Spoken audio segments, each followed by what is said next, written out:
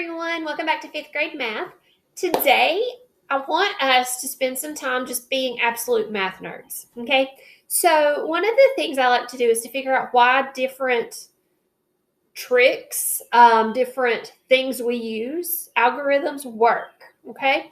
That's one of the reasons we start all of our new concepts using models and pictures is because that helps us understand the tricks, okay, that I learned when I was in school, okay? So one of my favorite things to do is to try to figure out why on earth those things work. So we're going to do a little bit of that to start with, and then we're going to dive into a word problem today. So we're still thinking about adding and subtracting fractions with unlike denominators, okay? So we are going to think about how we can connect what we've done with models to something we can do mathematically on paper, okay? So we're going to think about equivalent fractions for just a second, all right? So if I have 1/3, okay? As a 5th grader, you're working a lot with related fractions, okay? So that means that your denominators are multiples of each other.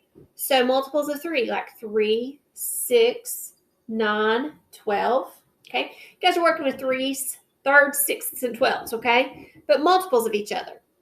So that helps us use some mathematical knowledge to do this on pencil and paper without the fraction pieces, okay?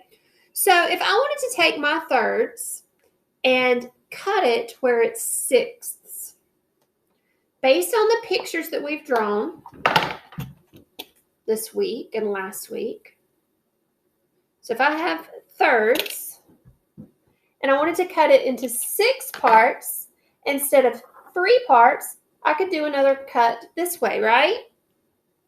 And now I have 6 parts. That's the same as with my fraction pieces. If I cut that third into 2 parts down the middle, I would have my sixths, okay? Now, a lot of students have noticed that we can use multiplication to help us with this a little bit, okay?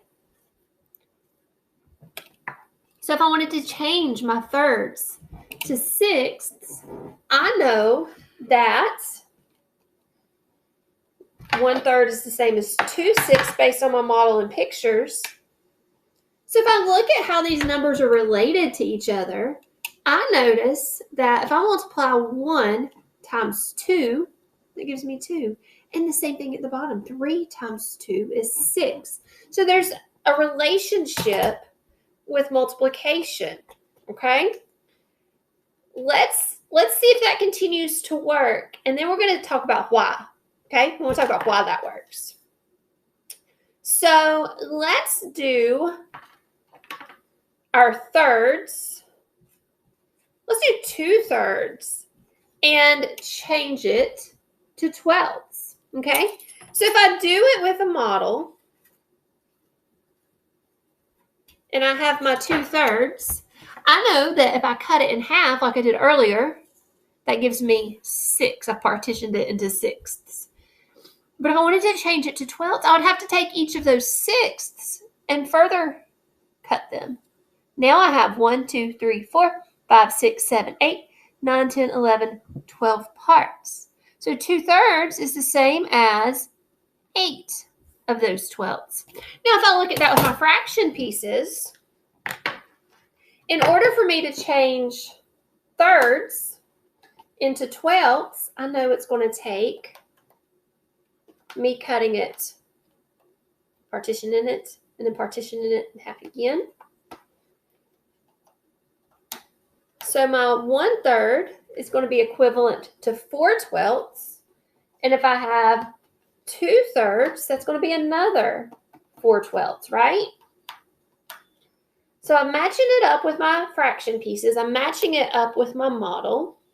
Now let's look at what we said earlier about the multiplication trick, okay?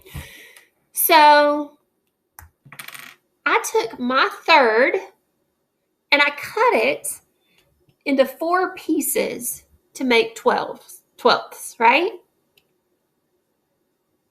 So do we agree that 3 times 4 is 12? I took those thirds, cut them into 4 equal parts, and it gave me 12 pieces. So if I do the same thing to the top, that gives me my equivalent fraction. Now, math nerd time. Why does that work? When I multiply things, numbers, by other numbers, I get an answer that's different, except when I multiply by 1, right? So if I multiply any number in the universe by 1, 5 times 1 is 5. 2,382 times 1 is 2,382.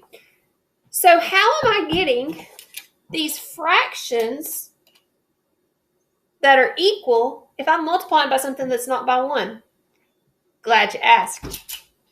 So I want you to check this out. I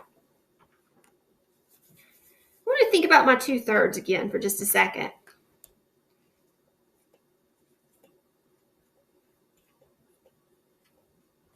So I multiplied my numerator, 2 times 4, and got 8. I multiplied my denominator, 3 times 4, and got 12. I want to show you this. So I multiplied my numerator and my denominator by 4. Look what I've got right here. Right there. 4/4. What is 4/4 equal to? So that is how we can get a fraction that is equivalent using knowledge about multiplication, okay? So let's look up at the one we did on top where we did 1/3 and we got 2/6. You said that if we multiply the numerator and the denominator by 2, it would give us an equivalent fraction of 2/6.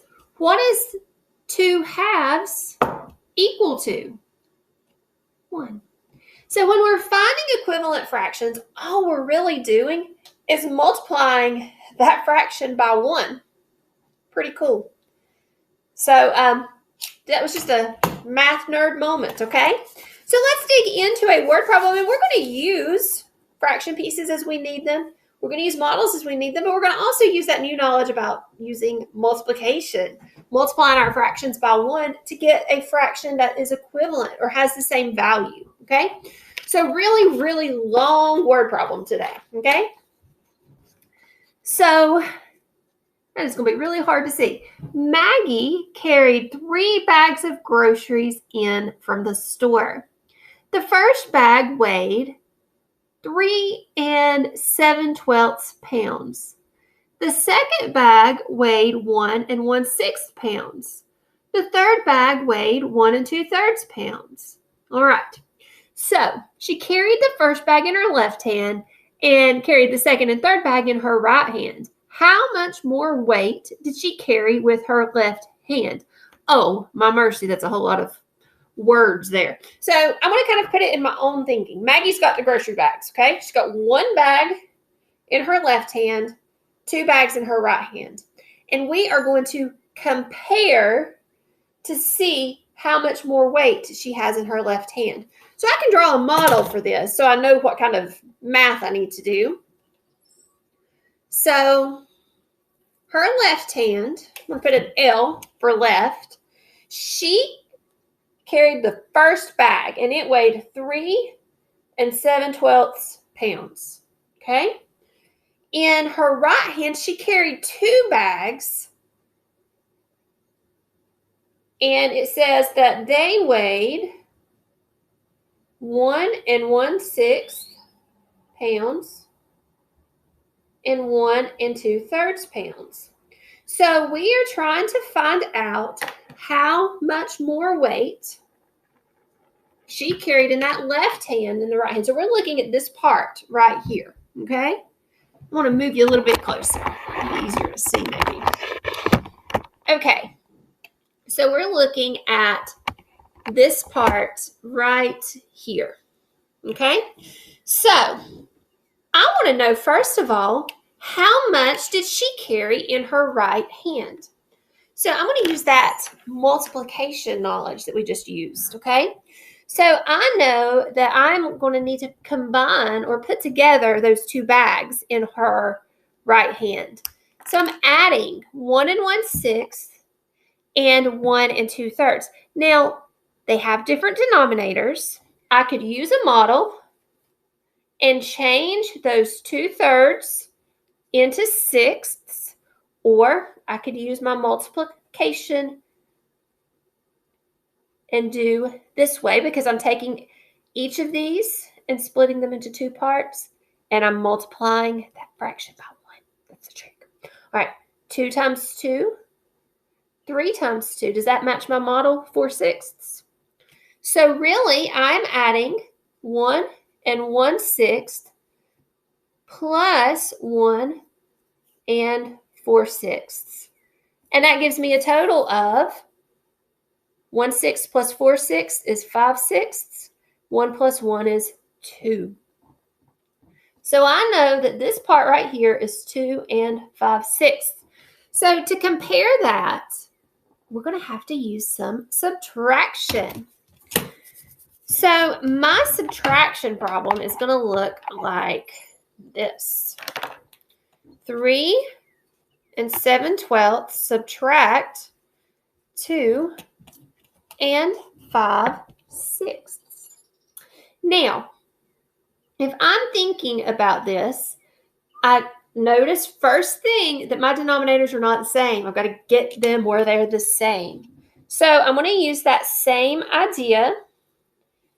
I'm going to connect it to the model because I want y'all to understand what I'm doing here. So I've got 5/6.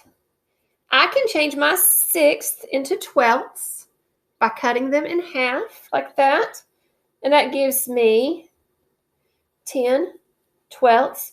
Or if I wanted to think about it with multiplication. All right. So I am subtracting 10/12. All right. 7/12. Subtract 10/12. If I have 7/12, right here I have 7/12. I can't take away 10 of those. But this says I have 3 wholes. I could take one of my wholes, okay? How many twelfths will it take to make one of those wholes?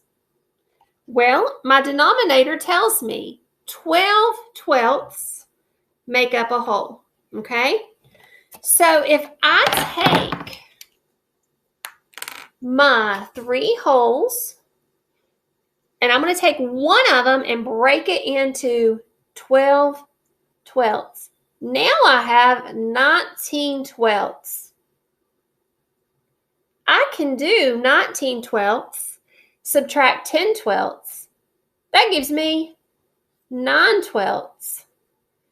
2 subtract 2 is 0. So she's carrying 9 twelfths of a pound more in her left hand. Now, I could think about other fractions that are equivalent to that 9 twelfths. And I'm not going to give you that answer, but if you do know other fractions that could be equivalent to our answer of 9 twelfths, I would love for you to enter them into the comments. I'll see you tomorrow. Thanks.